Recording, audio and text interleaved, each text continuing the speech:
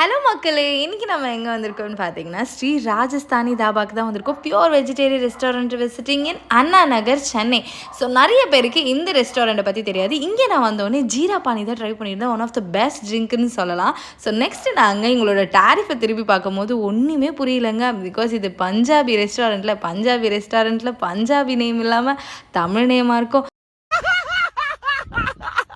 ஸ்டார்டிங்கில் நாங்கள் சாலடோட ஸ்டார்ட் பண்ணோம், குக்கும்பர் சாலட். அண்ட் நெக்ஸ்ட் நாங்கள் பராத்தா தான் ஆர்டர் பண்ணியிருந்தோம். அதோட பராத்தாவோட நேம் கேட்டிங்கன்னா உங்களுக்கே டிஃப்ரெண்ட்டாக இருக்கும். பட்டர் லச்சா பராத்தா தான்.